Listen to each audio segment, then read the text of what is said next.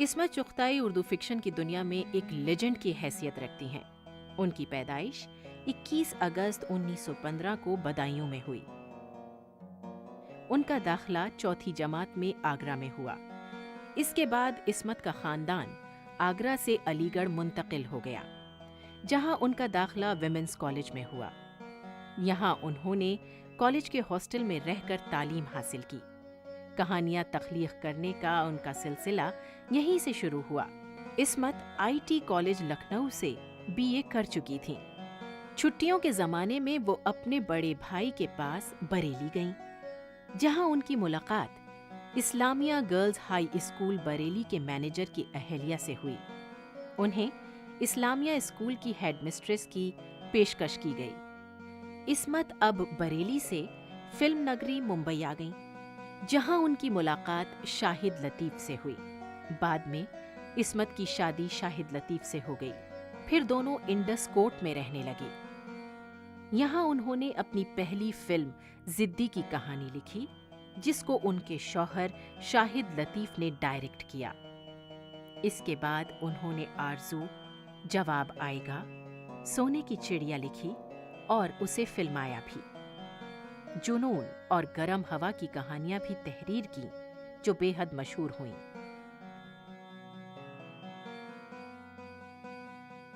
एक मूवमेंट जो था कि प्रोग्रेसिव राइटर्स एसोसिएशन जब फॉर्म हुआ था कुछ 50s में, वहाँ से लेकर कुछ 30-40 साल जो कंट्रीब्यूशन उर्दू लिटरेचर के लिए हुआ था, तो बहुत अहमियत रखती है। उनमें से इस्मत चुगताई बहुत ही एक तरक्की पसंद राइटर थी और उनकी जो ज़बान जो है, घर की ज़बान जो घरों में बोला जाता है, उसमें बहुत इंटरेस्टिंग फ्रेजेस वो यूज़ करते थे। बाकी राइटर्स में वो बात नहीं थी। बाकी राइटर्स ज़्यादातर पॉलिटिकल हो जाते थे या क्लासिकल। और इनमें दो राइटर्स हैं कि जिन्होंने बहुत उर्दू लैंग्वेज के लिए कंट्रीब्यूट किया। उसमें से खुर्रतुल-ऐन हैदर और इस्मत आपा। तो इस्मत आपा के साथ हम खास ऑलमोस्ट डेली मिला करते थे, बातें होती थीं और काफ़ी अरसा उनके साथ हमने गुजारा। और जब हमने गरम हवा फिल्म बनाई, उसके लिए भी उन्होंने जो बेसिक स्टोरी जो है उन्हीं का है उसमें। ये कैरेक्टर जो उनके घर में, इस्मत आपा के घर में, ये कैरेक्टर इस तरह के पार्टीशन के ज़माने में थी, तो उसी कैरेक्टर को उन्होंने डेवलप किया। मगर सिर्फ जब कुछ चेंजेस तो उसके बाद हुई, इसलिए कि कैफ़ी साहब को हम डायलॉग लिखने के लिए उनसे कहा, तो उन्होंने पढ़ा स्क्रिप्ट। उन्होंने कहा कि नहीं, ये स्टेशन मास्टर का कैरेक्टर ठीक नहीं है, इसको हम एक शू मैन्युफैक्चरर का कैरेक्टर देंगे, वो फैक्ट्री ओनर का। तो क्योंकि उनको उसमें बहुत जानकारी थी, उन्होंने ट्रेड यूनियन में काम किया था, कानपुर में जो लेदर इंडस्ट्री है वहाँ काम किया था। तो इस तरह वो कैरेक्टर एक शू फैक्ट्री ओनर का बन गया। और उसके बाद जो कुछ आपने फिल्म में देखा होगा कि किस तरह वो आदमी पॉजिटिवली स्टेज बैक और यहीं हिंदुस्तान में ही रहना चाहता है। अल्टीमेटली बहुत मुश्किल से एक डिसीजन लास्ट में लेते हैं, मगर फिर भी वो कामयाब नहीं होता, तो वो वापस यहीं रह जाते हैं। ये पॉजिटिव बात थी, जो यहीं रह जाना। तो वो फिल्म में बहुत अच्छी तरह बयान किया गया है और ये एक पॉजिटिव मैसेज भी है ऑडियंसेस के लिए। उर्दू की शॉर्ट स्टोरी राइटर्स की अगर हम लिस्ट बनाते हैं, तो उसमें मंटो और इस्मत चुगताई सबसे ऊपर है। और वो ये नहीं है कि एक औरत और एक मर्द। इस्मत चुगताई अपने आप में बहुत बड़ा नाम है उर्दू लिटरेचर के अंदर। और मतलब आप 4, 5, 6 लोगों को अगर आपने नाम इकट्ठे करेंगे तो राजेंद्र सिंह बेदी उसमें आएंगे, कृष्ण चंद्र उसके अंदर आएंगे, मंटो उसमें आएंगी और इस्मत उसमें आएंगी। 2 ही लोग हैं, अगर आप सिर्फ 2 ही कहते हैं कि कौन 2 लोग हैं, तो इस्मत और मंटो। इन दोनों में कौन बड़ा है ये कहना मुश्किल है, दोनों बहुत बड़े हैं और इनमें से चूज़ करना मुश्किल है। लेकिन इस्मत उस पाई की शॉर्ट स्टोरी राइटर है। ज़बान के मामले में जिस तरीके से ज़बान का वो इस्तेमाल करती है और नई फॉर्म्स, नए एक्सपेरिमेंट्स वो ज़बान के साथ करती है, वो बहुत कम हुए हैं। मतलब उनके जो कॉन्टेम्प्रेरी, उनके हम असर जो दूसरे राइटर्स हैं, उन्होंने ज़बान के साथ इस किस्म के एक्सपेरिमेंट्स नहीं किए जो इस्मत ने किए। मिसाल के तौर पे उसका नावल है टेढ़ी लकीर, तो उसमें वो अलीगढ़ में सेंटर्ड है और उसमें अलीगढ़ की यूनिवर्सिटी की यूनिफॉर्म है, काली शेरवानी और सफ़ेद पजामा।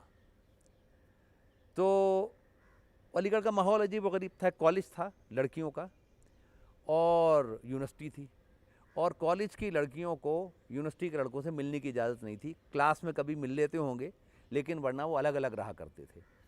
तो वो मौके ढूंढा करते थे जहाँ मिलने वगैरह वगैरह, और लड़कियाँ जाहिर है, और लड़के वो लड़कियों से मिलने के लिए उस उम्र के यंग लोग। तो ये था कि ये काली शेरवानी वाले जो हैं, ये तो इनका कांटे का तो पानी नहीं है।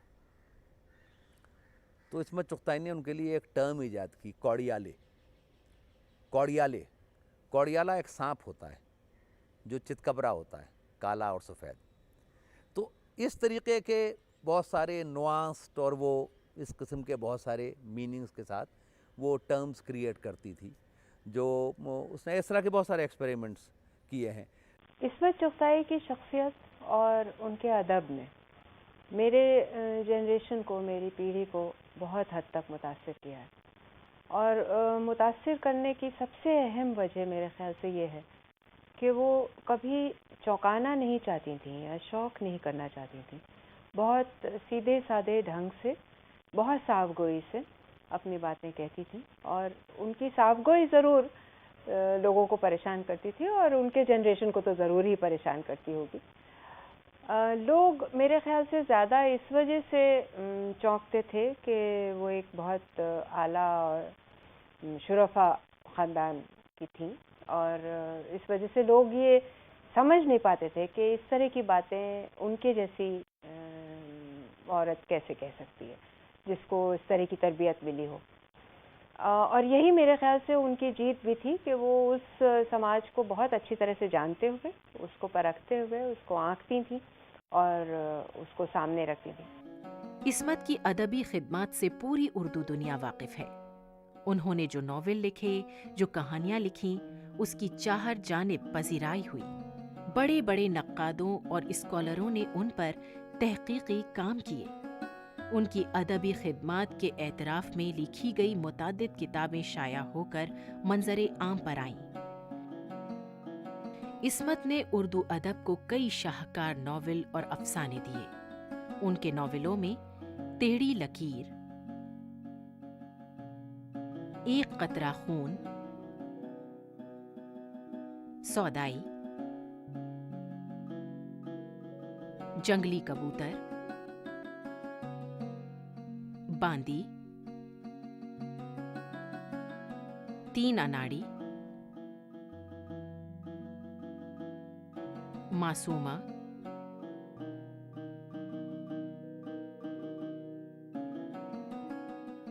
जिद्दी और दिल की दुनिया बहुत मकबूल हुए। इन नॉवेलों के मुताले से उनके दिलचस्प और रंगारंग मौज़ूआत, उसलूब और औरतों के गहरे नफ्सियाती और समाजी मुतालियात का अंदाज़ा होता है। उनके कई अफसानवी मजमूए और कहानियाँ भी ज़ेरे बहस रहीं।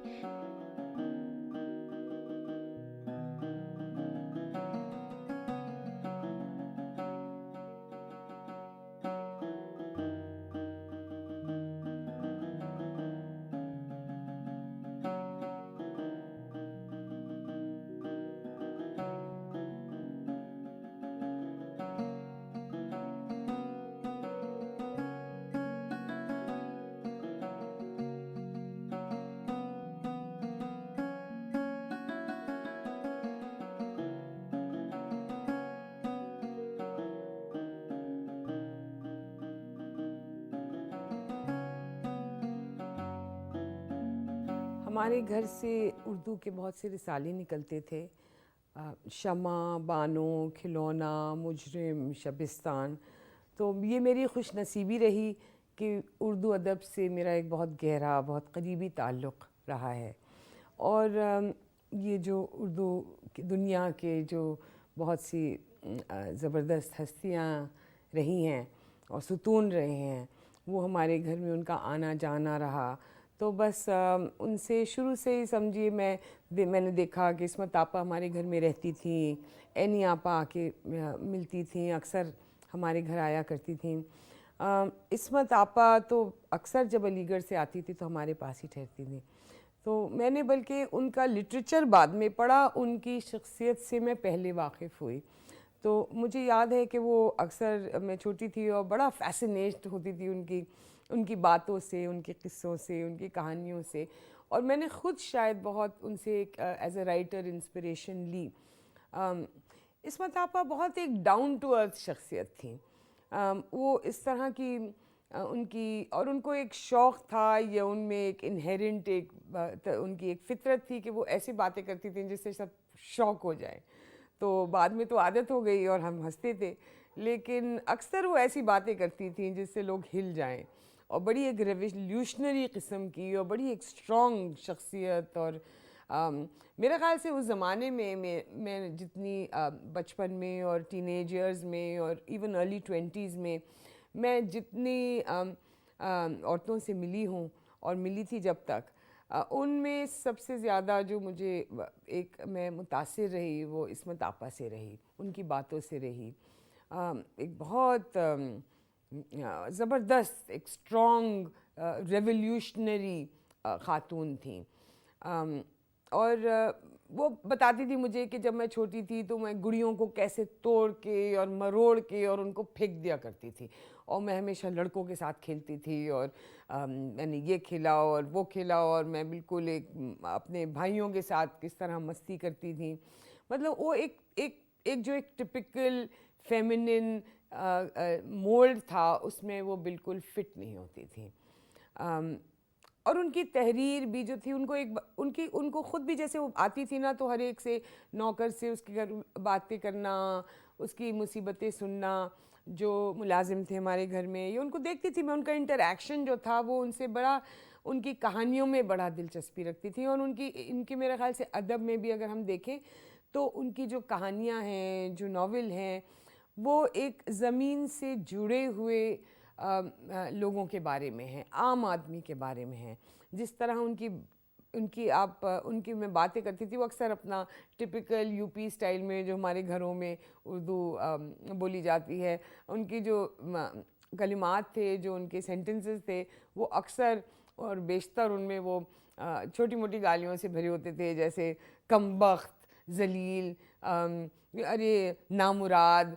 तो वही उनका एक पुराना स्टाइल था जो पुराने लोगों का उस ज़माने में होता था, और ये इनकी बातों में भी झलकता था और उनकी राइटिंग्स में भी झलकता था। उनका लेफ्टिस्ट भी एक उनकी सोच जो थी वो सोशलिस्ट थी, लेफ्टिस्ट थी।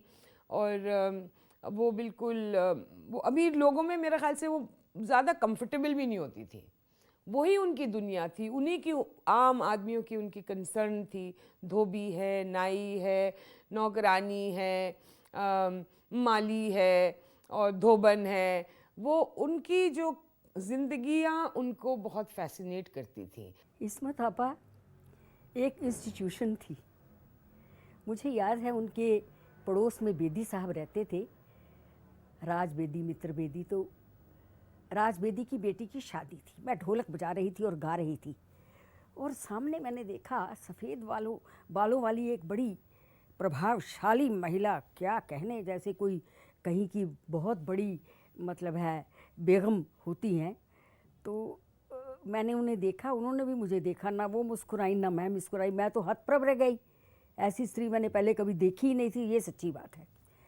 तो बिजली चली गई, अक्सर बिजली नहीं जाती है मुंबई में।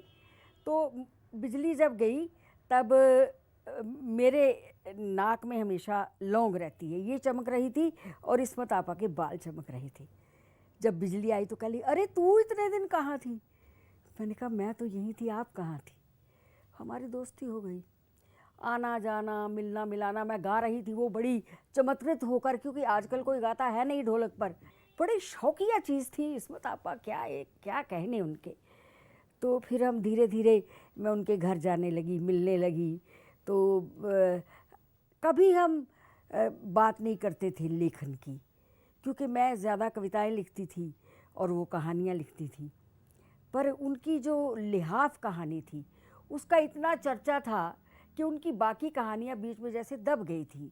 इस्मत ने अपनी जिंदगी में बहुत नशेबो फराज देखे।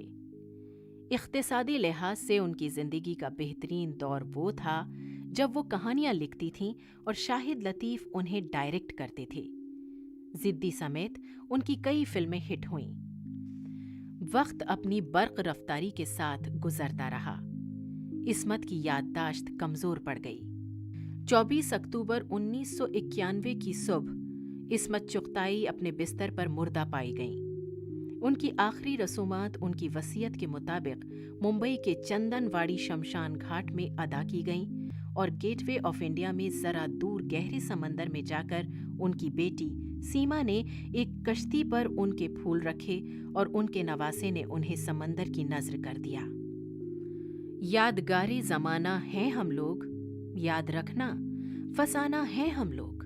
नहीं जी, इस्मत चुगताई तो जब से मुझे लगता है कि मुझे होश आई कि अदब क्या है, तो घर में तो बातचीत रहती ही थी, क्योंकि अक्सर इस्मत या कृष्ण चंद्र या राजेंद्र सिंह बेदी की बातें होती थीं और निशिस्त के जैसे भी लगती रहती थी और अफसाने पढ़े जाते थे।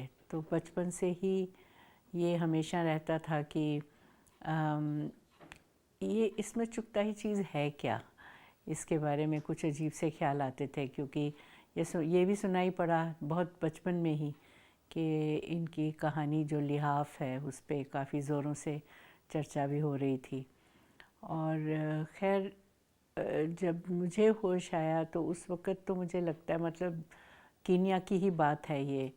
तो कीनिया में जैसे मेरा बचपन गुज़रा वहीं पे, तो हमारे अब्बा जो हैं हमेशा उर्दू में लिखने वाले, और घर में पर्चे उर्दू के आए और हिंदुस्तानी लिटरेचर, हिंदी और उर्दू के बारे में बहुत बातचीत होती रहती थी। तो इस्मत का जो एक किरदार जैसे खड़ा हुआ मेरे दिमाग में, वो ऐसे हुआ कि जैसे एक तलवार लेके कोई लड़ाई कर रहा है सबके साथ। तो वो तलवार तो खैर लफ्ज़ों की ही तलवार थी, लेकिन आहिस्ता आहिस्ता तो मैं जैसे जैसे बड़ी हुई तो मेरा इंटरेस्ट तो इंग्लिश लिटरेचर की तरफ जाता रहा और उसमें मेरी डिग्रीज़ भी हुई करियर के लिए। लेकिन जब हम इंडिया आ गए तो फिर उस वक्त ख्याल आया कि क्यों ना पीएचडी भी हो गया। जब उसके बाद की बात कर रही हूँ, काफ़ी सालों के बाद, तो लगा कि अपने जो सब अफसाना निगार हैं उर्दू, हिंदी के, पंजाबी के, और ख़ास तौर पे उर्दू में ज़्यादा दिलचस्पी होने लगी और सोचा कि नया अफसाना और नई कहानी पे कुछ काम करूं मैं। तो इसलिए जब Indian institute of advance study ने मुझे फ़ेलोशिप दी, तो उस वक्त मैंने उर्दू और हिंदी को काफ़ी गौर से देखना शुरू किया। और जब देखते देखते ये समझ आया कि ये तो ऐसी ख़वातीन हैं जो दोनों एनी आपा और एक्चुअली इस्मत चुगताई और कुर्रतुल ऐन हैदर, एनी आपा, इनके बारे में ख़ास तौर पे ये लगा जब मैंने इनके दोनों के लेख पढ़े, जो बहुत इम्पोर्टेंट लेख थे दोनों। एक था इस्मत चुगताई ने लिखा हुआ था पॉम पॉम डार्लिंग, कुर्रतुल ऐन हैदर के बारे में। तो नाम से ही बहुत इंट्रीग सा बना कि ये क्या है, क्या चीज़ ये। और फिर सून आफ्टर दैट ये भी है कि कुर्रतुल ऐन हैदर का बड़ा लेडी चंगेज़ खान। तो ये पता चला कि ये दोनों ऐसे अफसाना निगार हैं कि इनको गौर से देखना बहुत ज़रूरी है, ख़ास तौर पे क्योंकि मुझे वैसे भी फेमिनिज़म में इंटरेस्ट था और ये भी इंटरेस्ट था कि प्रोग्रेसिव राइटिंग एक तरफ चल रही थी और एक तरफ नया अफसाना और हिंदी में आधुनिकता की बहुत बात हो रही थी और अंग्रेज़ी में मॉडर्निज़म की बात हो रही थी और जदीदियत कह के उर्दू में बहुत।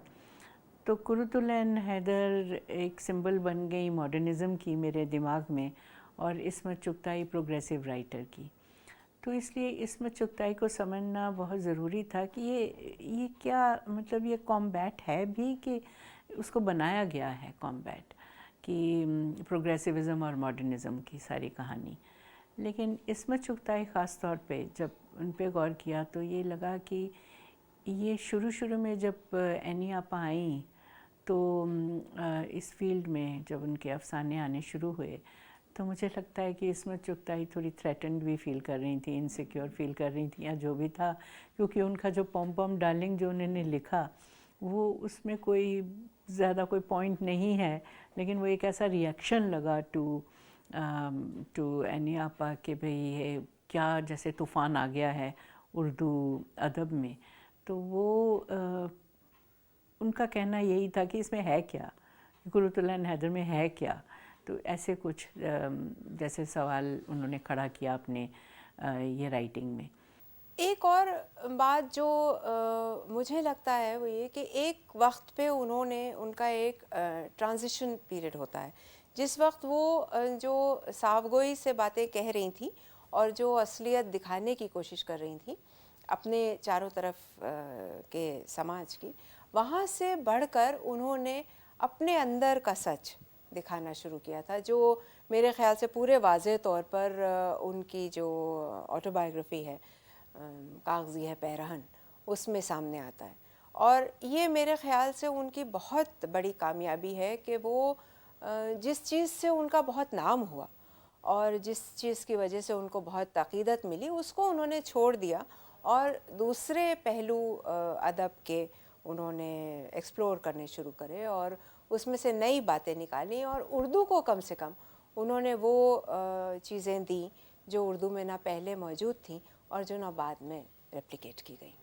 जो ख़ासियत है इस्मत की जो और उसको मुमताज़ करती है कुरतुलैन हैदर से, कुरतुलैन हैदर की जो दुनिया है वो मुस्लिम इलीट की दुनिया है बाय एंड लार्ज। इस्मत की जो दुनिया है वो मिडिल क्लास की औरत है, मिडिल क्लास और लोअर मिडिल क्लास, और उनकी ज़िंदगी को, उनकी ज़बान को, उनके मुहावरे को, उनके उठने बैठने को, उनके जो रोज़ की कंसर्न्स हैं, उनको जितने करीब से इस्मत ने देखा है और पकड़ा है, वो मैं समझता हूँ कोई और नहीं कर पाया है।